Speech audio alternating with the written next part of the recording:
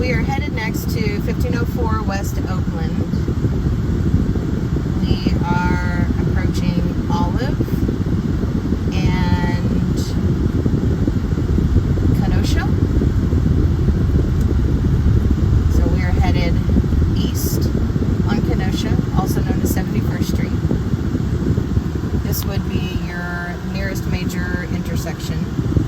We're about a mile away from the property.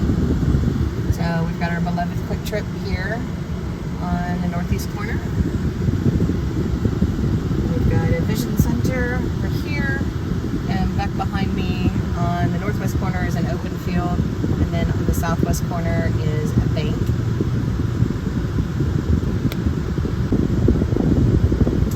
As you can see, we are very close to the property. Dunkin' Donuts, Supercuts, Moody's Jewelry, Dental Depot, Arvest Bank. There's a Chinese buffet. All kinds of retail spots here at this intersection.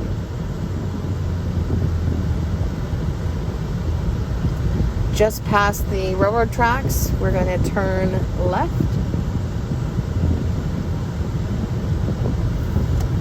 Here on Redbud at Kelly Moore Paints.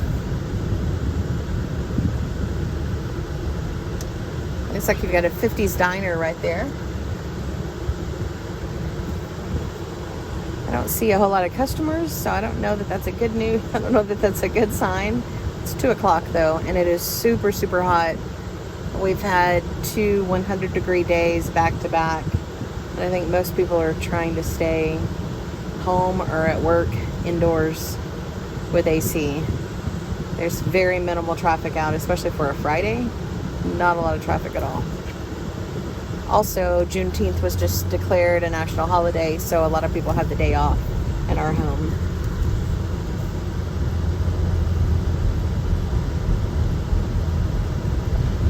Got some duplexes here. This one's definitely seen better days, but the rest of these look like they're in much better condition. So you've got some type of manufacturing plant over here, Freeman Products. You might want to Google that and see what it is. But over here, it's all duplexes thus far.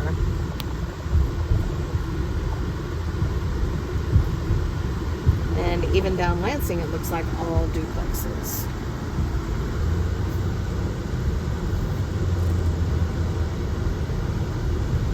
And down Madison duplexes as well.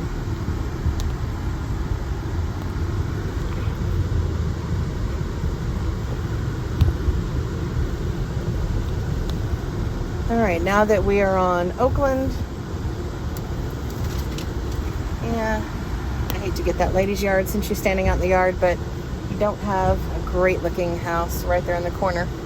I'm gonna keep driving. This is our property. I'm gonna keep driving to get a better idea of the neighborhood. So now we're into single family homes. So this is directly across the street from you, and then that's your house, and that's the neighbor immediately to your, that would be to your east, northeast really. So these houses all look great. And I'll try to swing back by and pick up the lady just catty corner to her house when she's not standing outside. It's definitely the worst of the homes. I mean, it's not ideal to live around a bunch of, looks like they've started painting their home. Around a bunch of duplexes, because those are rental properties. You probably have a lot of people moving in and out every year or so. But sunken back here behind all of those duplexes is this really nice little quaint single family neighborhood.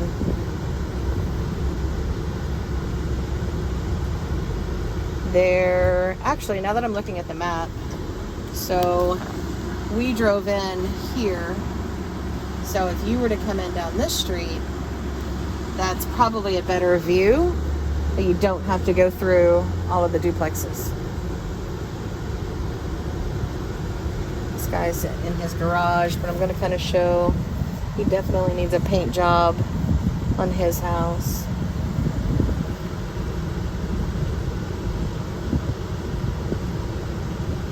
For the most part, it's a good neighborhood. It's well taken care of, but there's just a few that need some work. This one looks like it's for sale. Let Raquel know if you're interested in that one. The house number is 1405. Even the guy right across the street's in the middle of a paint job, it looks like.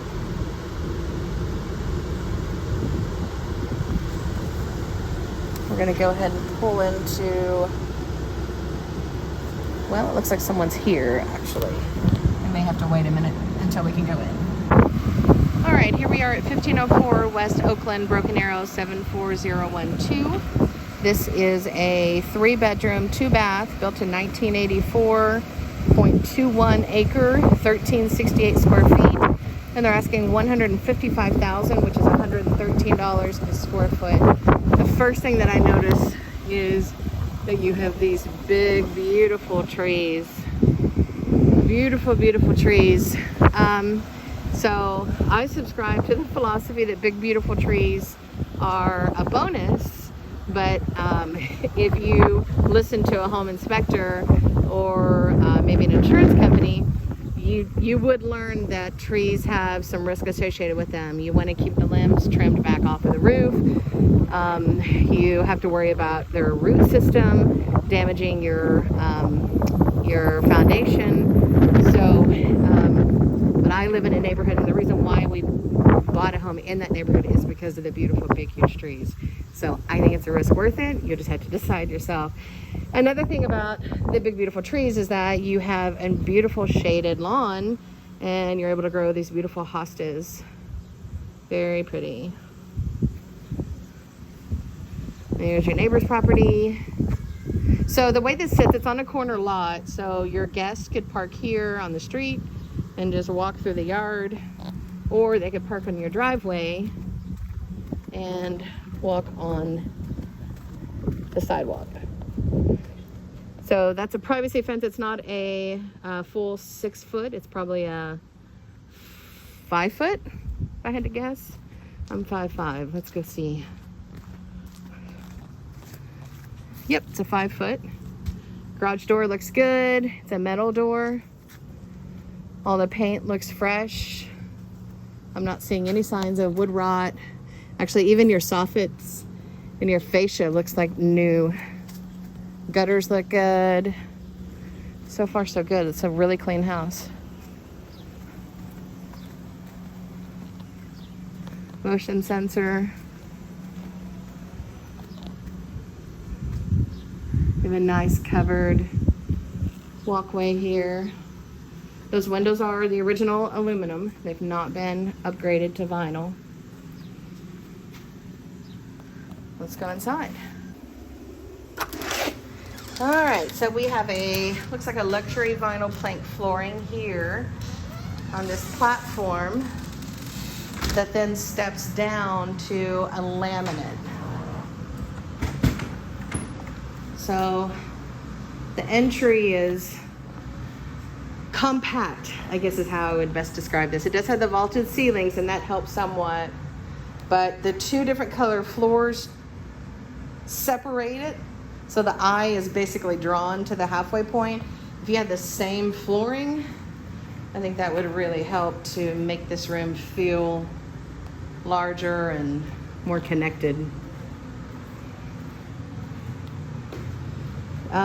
The living room is small. The living room is very small.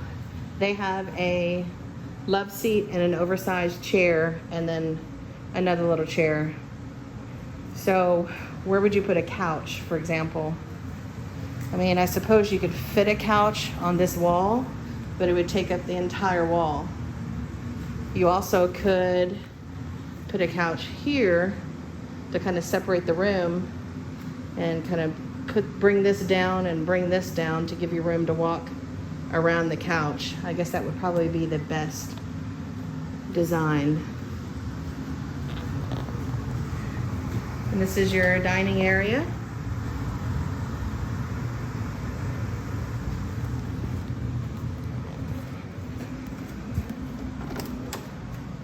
So their coat closet, they've turned into a pantry.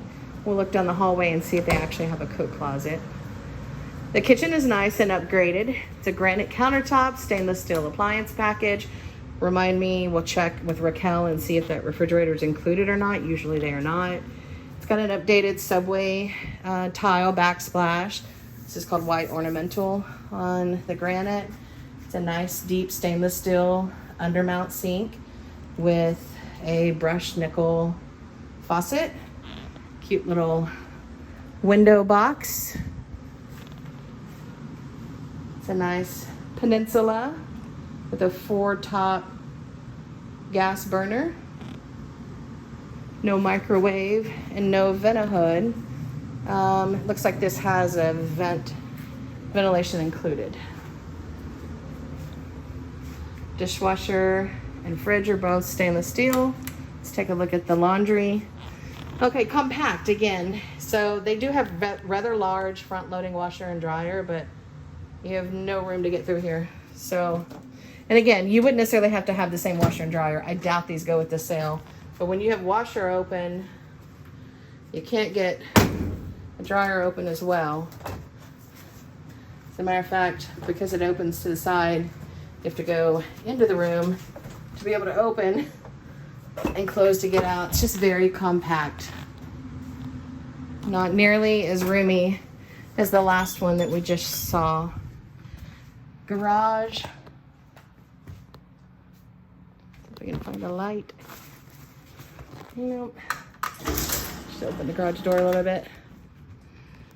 So there's your attic access with a pull-down ladder. Here's your electrical panel over here. It's a GE. I bet your water tank and or furnace is behind this door, but it's blocked. Now, if you decided to put an offer in on this house and they accepted your offer, that would begin 13 days for your inspection period, and they would be required to move all of this out of the way to give your inspector access to get up to the attic and to inspect the furnace. Not bad. Just, again, not as roomy as the last one as far as having that little area for a deep freeze. Just not quite as roomy.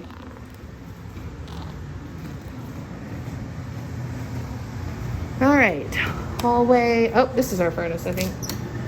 Yep, there's our furnace. Let's see if we've got a date on it.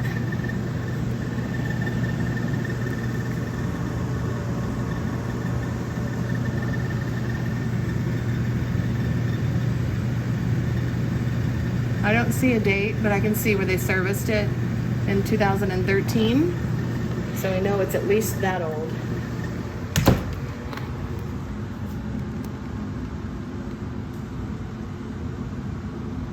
Thermostat. There's our hall bath. This is a Corian countertop, I believe. It's pretty. It's a nice warm. It's a kind of a gold color on the walls, and then the ceramic tile is browns and warm tones. Nice glass entry to the shower, and that is floor to ceiling ceramic tile. It's a very nice shower, even with a little bench. It's a nice hall bathroom. Bedroom number 1. It's tiny. It's a bronze on the light fixture. It's probably 11 by 12. So they have a futon and a desk. And the room is pretty well full. Closet isn't bad.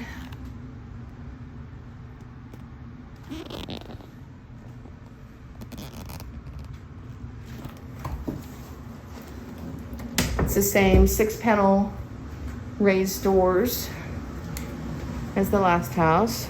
The flooring is I think this is an engineered wood. So the top part is a true hardwood, but it's not able to be sanded and refinished. And then it's plywood underneath.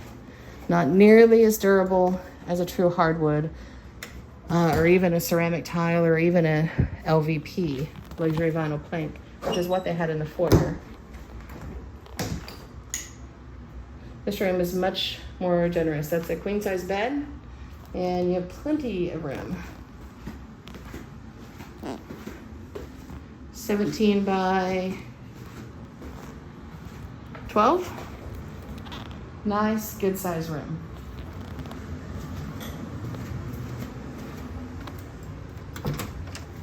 Linen closet.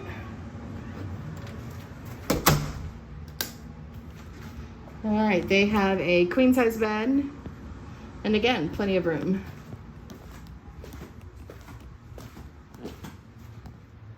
About 18 by 14-ish. Actually, inside one of the two closets to get this shot. Plenty big. So you've got closet number 1 and closet number 2, which is nice. And then it gives you access to this bonus little space, like an office. But let's go check out the master bathroom first. Okay, we talked a little bit about settling and cracks. Cracks are usually going to form in weak spots, which are over windows or under windows and doors. And then also along your drywall seam, as the house starts to slightly twist, or one wall will drop further than another, you'll get this gathering of the drywall seam, the paper that seams those two sheets together. So I hear inspectors say every day, all day, that cracks, just because there's a crack does not necessarily mean that there's a structural issue. If the cracks are straight up and down, they usually say, don't worry about it. If it's on a diagonal, they say, if it's a hairline, don't worry about it. But if it's actually separated and it's on a diagonal, then that could be a sign that a pier is needed here on the outside underneath the footings to lift that up into place. I don't know if that was a hairline or if it was wider, because they've come back and they've patched it. And I think once they've patched it, it then appears to have cracked a little further. So that could be an indication that this house needs a pier. I don't know, but an inspector could certainly tell us. Excuse me. Nice tub surround. Nice big. That is a huge, very wide tub. Nice and new. All of this looks fantastic. Again, if the inspector says that we need some piers on this outside wall, then we put it on our honey-do list and we expect the seller to pay to put those piers in. Depending on which company the seller would use, they're warranted for a minimum of 20 years.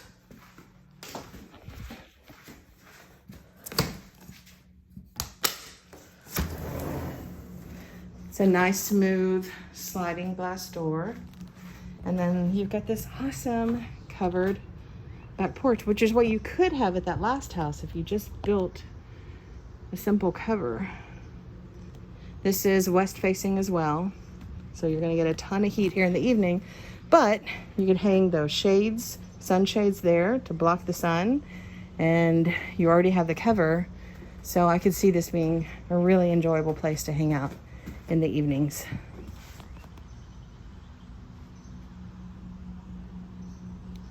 Yard's a good size.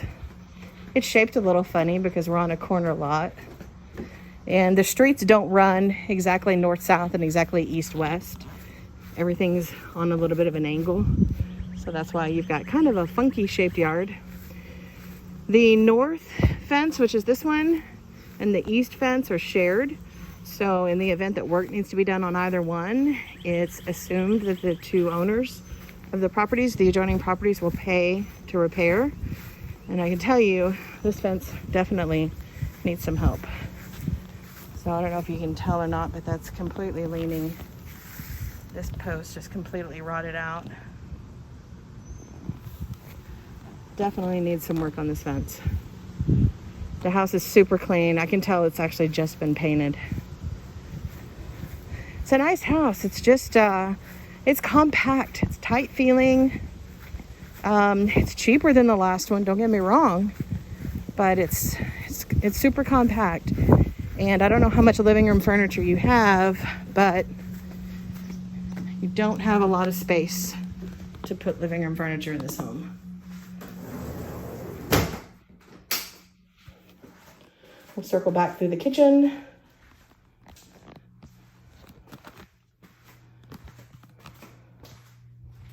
And there we go.